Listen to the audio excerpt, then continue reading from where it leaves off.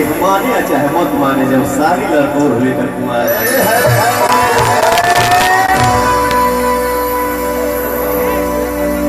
हाँ भाई वो जो पूरा कहानी है गाना की फरमाइश में क्या हो भाई ने बचा के दिया। और इसे मत करा जाए कि तार शॉट मारे भाई।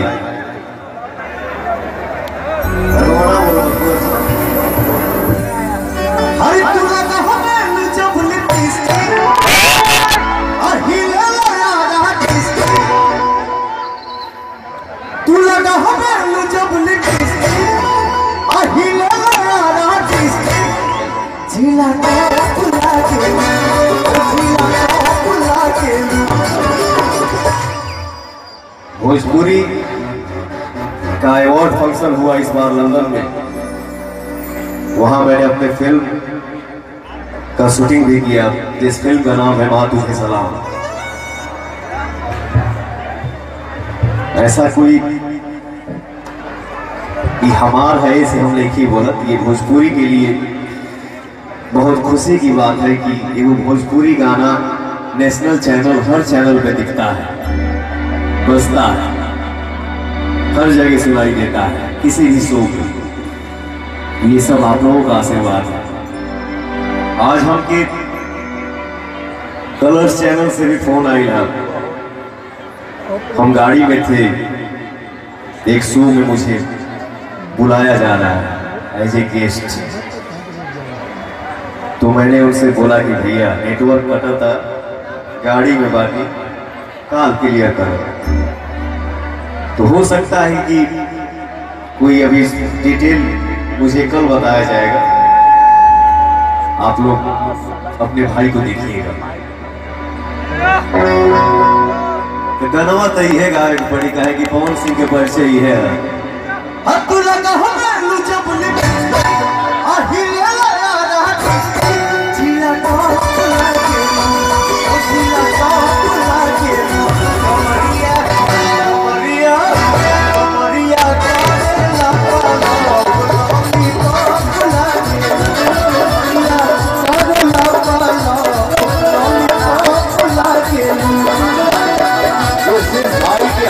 मोबाइल है, एक बार ऐसे उठाइए, आवाज आएगी हो, ऐसे करना क्या?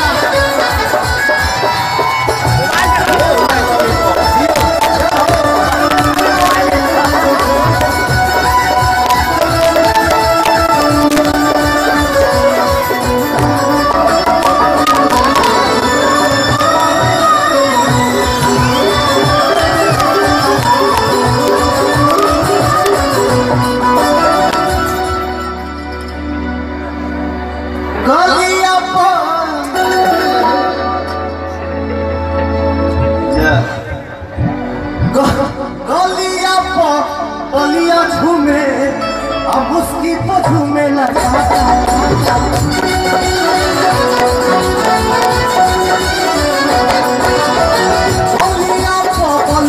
झूमे उसकी तो झूमे लगा।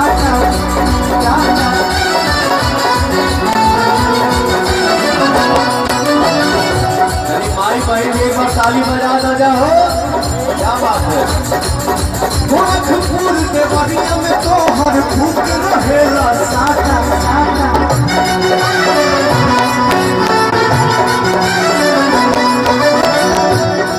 अब हीरे लो तू जब न दुनिया, हीरे लो भगुआ मोहनिया।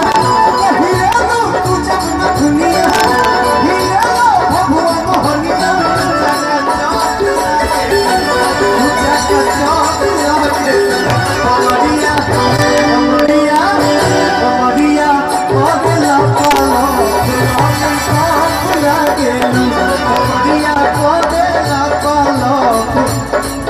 एक बार जितने भाई हमारे बैठे हैं खड़े हैं तभी बोल लगा हो लॉलीपॉप लगे लो है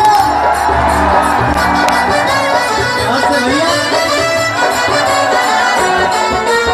ऐसा बोलिए कि पवन के सुनाई दे तो लॉलीपॉप लगे लो है।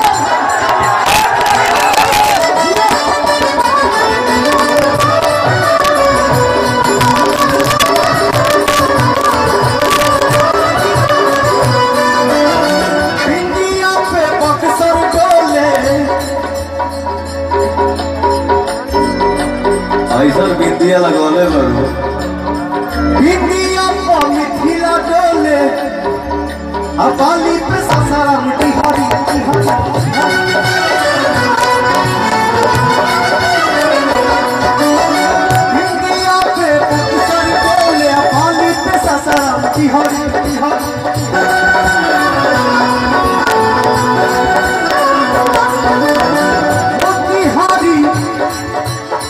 मोतिहारी सिवान डोले लहराए जब धानी चिनारी चिनारी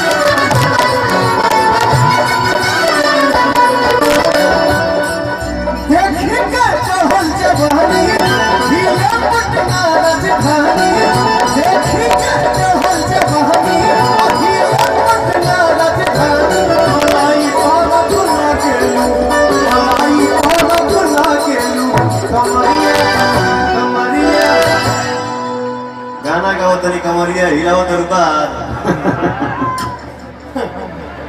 ये तो इतना नीचे डिस्काउंट का है बोले कौन कलर है बरगंडी है बरगंडी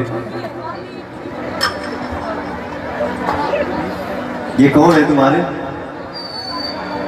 भैया ना दो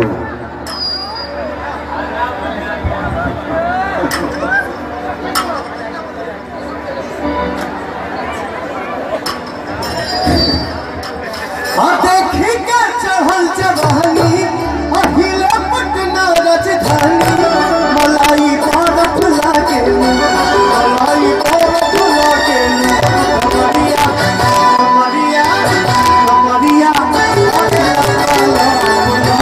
पारा फुला के कमरिया तोरे लापला मलाई पारा फुला के कमरिया